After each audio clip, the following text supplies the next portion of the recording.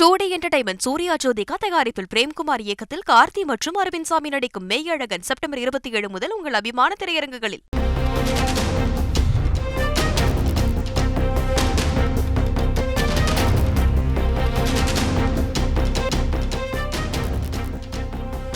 திருப்பதி லட்டு விவகாரத்தில் நான் கூறியதை நீங்கள் தவறாக புரிந்து கொண்டது ஆச்சரியமாக இருக்கிறது என லட்டு சர்ச்சை விவகாரம் தொடர்பாக ஆந்திர துணை முதலமைச்சர் பவன் கல்யாணுக்கு பிரகாஷ் ராஜ் பதிலளித்திருக்கிறார். இது குறித்தான முழு விவரங்களோடு இணைகிறார் நமது செய்தியாளர் ரமேஷ். வணக்கம் ரமேஷ். இந்த லட்டு சர்ச்சை விவகாரம் தொடர்பாக நடிகர் பிரகாஷ் ராஜ் தனது சமூக வலைதள பக்கத்தில் என்ன பதிவிட்டிருக்கிறார்? முழு விவரங்கள் என்ன? வணக்கம். திருப்பதி லட்டு விவகாரத்தில் தான் தெரிவித்த கருத்தை பவன் கல்யாண் தவறாக புரிந்திருப்பதாகவும், வெளிநாட்டில் படப்பிடிப்பில் இருக்கிறேன், படப்பிடிப்பு முடிந்து திரும்பியதற்கு பிறகு பவன் கல்யாணுக்கு சரியான பதிலை கொடுக்கிறேன் என்றும் நடிகர் பிரகாஷ் ராஜ் தெரிவித்திருக்கிறார். அதாவது உலக பிரசித்தி பெற்ற திருப்பதி ஏழுமலையான் கோயில்ல தயாரிக்கக்கூடிய லட்டுவில் விலங்கு கொழுப்பு கலக்கப்பட்ட விவகாரம் கடந்த ஒரு வாரமாக பெரும் விவாத பொருளாக மாறியிருக்கிறது. இந்த நிலையில் ஆந்திர மாநில துணை முதல்வரும் நடிகருமான பவன் கல்யாண் இந்த திருப்பதி லட்டுவில் விலங்கு கொழுப்பு கலக்கப்பட்ட விவகாரத்துக்கு ஒரு கண்டனத்தை தெரிவித்திருந்தார்.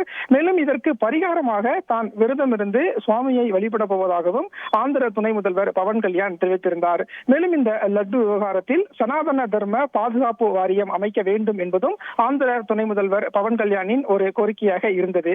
இதற்கு அப்போதே நடிகர் பிரகாஷ் ராஜ் பவன் கல்யாணுக்கு ஒரு பதில் ஒன்றை சொல்லியிருந்தார். குறிப்பாக பவன் கல்யாண் துணை முதல்வராக இருக்கும் மாநிலத்தில் தான் இந்த லட்டு விவகாரத்தில் பிரச்சனை நடந்திருக்கிறது. எனவே இந்த லட்டு விவகாரத்தில் தயவு செய்து தீவிர விசாரித்து குற்றவாளிகளை கண்டுபிடித்து கடும் நடவடிக்கை எடுக்க வேண்டும் என்று பிரகாஷ் ராஜ் கடந்த 4 நாட்களுக்கு முன்பு தெரிவித்திருந்தார். இந்த நிலையில இந்த லட்டு விவகாரத்தில் சொன்னபடியே கோவில்ல பரிகாரத்தை தொடங்கியிருக்கக்கூடிய ஆந்திர முதல்வர் பவன் கல்யாண் இன்று செய்தியாளர்களை சந்தித்தார். அந்த செய்தியாளர் சந்திப்பின் போது பிரகாஷ் ராஜ் கருத்துக்கும் ஒரு சில பதில் கருத்தை தெரிவித்திருந்தார்.